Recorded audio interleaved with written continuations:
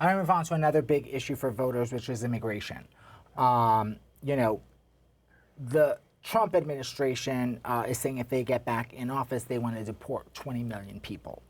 That sounds a little bit like a difficult challenge, and they want to go back to rebuilding the wall. We call that a pipe dream. Yes. Well, look, we didn't get into this overnight. We're not going to deport. I mean, we don't even know how many people the Democrats let in. I mean, they just opened up the floodgates, took names, gave court dates, and if we caught somebody jumping a wall, we just release them. This is nonsense. So look, we're not going to go door to door and get rid of 20 million people overnight, but we are going to start the process. We're going to enforce the law. As far as the wall is concerned, I don't consider that important. Yes, certain sections need to be built to help the Border Patrol people monitor and respond, make it difficult for people to come through. But what the Democrats have done in the last 4 years is absolutely reprehensible. To let so many people in, unchecked, unvetted. Can they really tell us? The lowest I've heard was 12 million. I've heard it as much as 18 million. Can they really say that of those people, they're absolutely sure none of them are terrorists? They were all vetted? They were all immunized? Absolute nonsense. What they did is an absolute disgrace. I'm sorry. Sara, what are your comments? Many people say that the Biden and Harris administration didn't really address this issue in the first 3 years, and they've only recently brought this up because of an election and in the last 6 months where there was a bill that did not go through, and you know, Kamala blames Trump for kind of kiboshing the bill. Well, I think the kibosh issue is accurate. I mean, I think that the bipartisan bill that was in place, among other things, was about giving, increasing availability of border officers and people to process people coming into the country. I tend to think that this is similar to economic issues we were discussing before.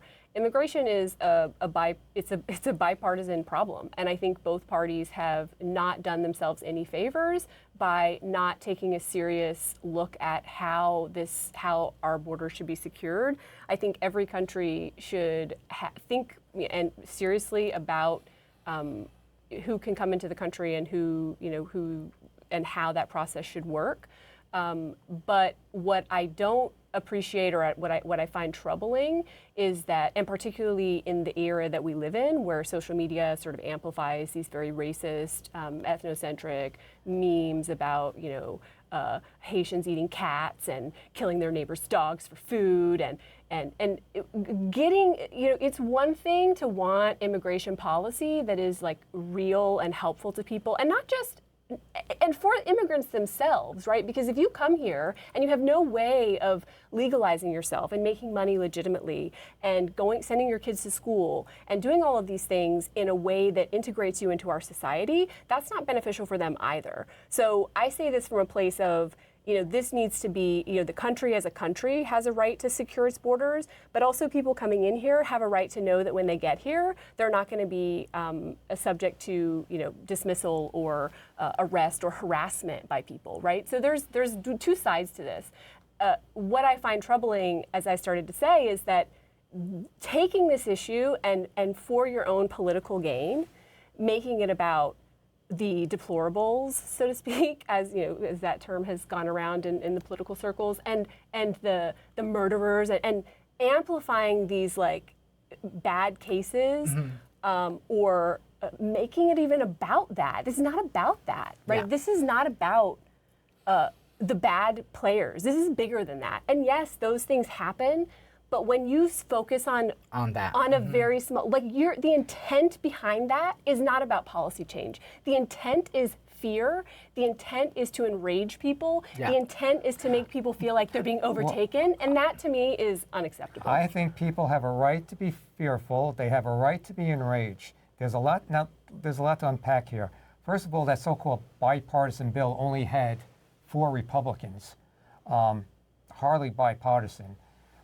Prior to that, when we took the House after the midterms, we put in our own bill, H.R. 2, that would have provided for Border Patrol agents It would have made it harder for people to come here and claim asylum. It would have basically said you follow the law. You go through the legal ports of entry. Okay? This other bill, 3.5 years later, they decided, oh, it's a problem. The board czar Harris decided, oh, let's have a bill so we have political cover. They're the ones who are using this issue for politics. Okay? Then this bill also that they try to push. Thank you for watching the clip. Please don't forget to subscribe to my YouTube channel, and also stay tuned for more In the Can with Carmella Cann.